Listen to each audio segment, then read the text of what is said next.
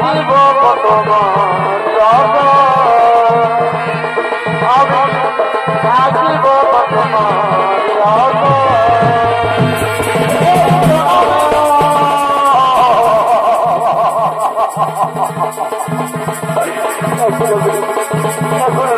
করবো কোথায় যাবো কি বলে দিবে আমার এই প্রতিবারের কথা মনে পড়েছে আমাকে ঘরটা করতে হবে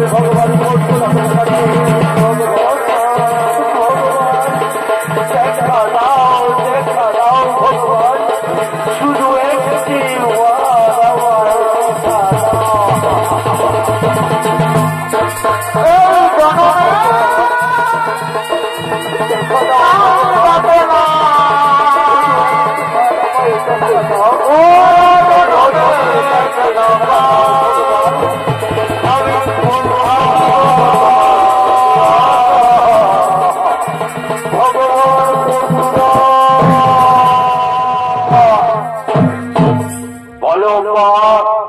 তুমি কি জন্য আমায় করছো ভগবান ভগবান এসেছেন ভগবান এসেছেন এই অধমটাকে সারা দিয়ে আপনি এসেছেন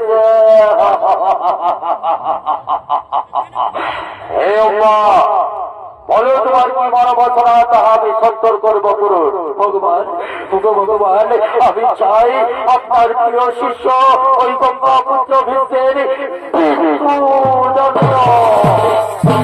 কিন্তু কেন চাও তুমি আমার প্রিয় শিষ্য গঙ্গা পুত্র ভীষ্মের মৃত্যুদণ্ড ভগবান ভগবান আপনার প্রিয় শিষ্য আমার জীবনকে তলতট করে দিয়েছে আপনার প্রিয় শিষ্য আমার সঙ্গে ছলনা করেছে আমার সঙ্গে ছলনা করেছে না তোমার এই কথা আমি বিশ্বাস করতে পারি না কারণ পূর্বের সূর্য পশ্চিমে উঠতে পারে আকাশে তার বাতাসের গতি বন্ধ হয়ে যেতে পারে কিন্তু গঙ্গা পুত্র কখনো এই কাজ করতে পারে না আপনি বিশ্বাস করুন ভগবান আপনি বিশ্বাস করুন আমি একটু মিথ্যে কথা বলি না আমি যে আপনাকে পড়লে পড়লে সত্যি কথাটাই বলছি ঠিক আছে ঠিক আছে তোমার কথা যদি সত্যি হয় সত্যি যদি তোমার সঙ্গে ছলনা করে থাকে তাহলে আমি গঙ্গা পুত্র ভীষ্মকে এখনই যুদ্ধের আহ্বান করবো গঙ্গা পুত্র ভীষ্ম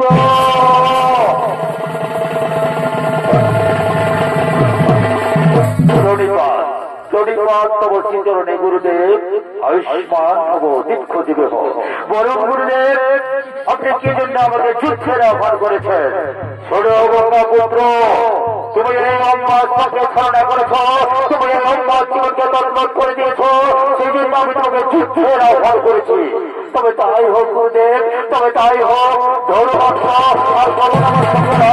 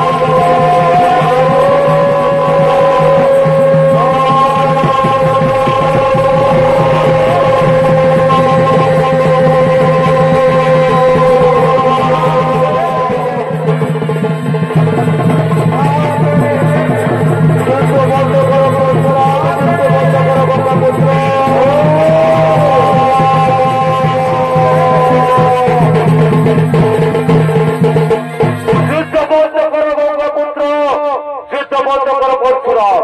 তোমরা যদি এইভাবে নিজেরা নিজেরা যুদ্ধ করো তাহলে তো পৃথিবীতে প্রলয় সৃষ্টি হবে। বলো পরশুরাম, বলো তোমাদের এই মহাযুদ্ধের কারণ কি? অগত্যি পুরাণী, আমাদের এই মহাযুদ্ধের কারণ হলো এই অম্বা। বলো অম্বা, তোমার কি মনোবাসনা? অগত্যি পুরাণী ভগবান, কেন আপনি যুদ্ধ থামালেন ভগবান? কেন আপনি যুদ্ধ থামালেন? এই ভগবান পরশুরাম আমার প্রতিজ্ঞাবদ্ধ, কেন আপনি যুদ্ধটাকে থামিয়ে দিলেন? শান্ত হও মা, শান্ত হও। বলো তোমার কি মনোবাসনা, তাহা আমি সত্তর করব পূরণ। অগত্যি পুরাণী, আমি চাই ওই গঙ্গাপুত্র ভীষ্মের মৃত্যুদণ্ড। তাই হবে অম্বা, তাই হবে। তোমার মনোবাসনা পূর্ণ হবে, তবে এখন নয়। যে যুদ্ধে ধর্ম স্থাপন হবে, অর্থাৎ খুব শীঘ্র হবে মহাভারতের যুদ্ধ। আর সেই মহাভারতের যুদ্ধে থাকবে দুটি পক্ষ, একটি কৌরব পক্ষ, অপরটি পাণ্ডব পক্ষ। কৌরব পক্ষ থেকে যুদ্ধ করবে দ্রোণাচার্য, কৃপাচার্য, মহারথী অশ্বত্থামা, মহারথী কর্ণ আর এই মহাময়ী ভীষ্ম। আর পাণ্ডব পক্ষ থেকে যুদ্ধ করবে যুধিষ্ঠির, ভীম, অর্জুন, নকুল, সহদেব। আর তখন তুমি জন্ম নেবে সুপর রাজ্যে, তোমার নাম হয়েছে ঘটে। আর যেদিন মহাভারতের যুদ্ধে এই মহাময়ী ভীষ্ম আর অর্জুনের হবে মহারাজ, তুমি অর্জুনের পক্ষ অবলম্বন করে ভীষ্মের রথের সম্মুখে হবে দণ্ডায়মান। আর তোমাকে দেখে ভীষ্ম অস্ত্র করবে সঙ্গে সঙ্গে পরিষ্কার। তৎক্ষণাৎ অর্জুনের মানে ভীষ্মের শরীর হবে সর্ববিক্ষত, মানে হবে সজ্জাধ্বস্ত।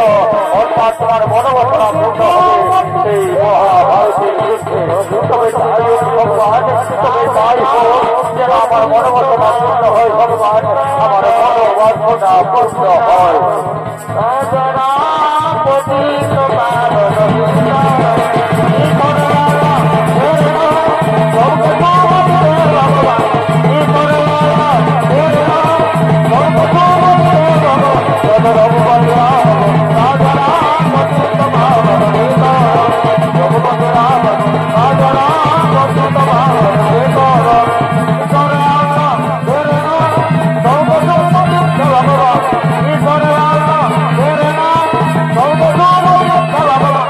Baba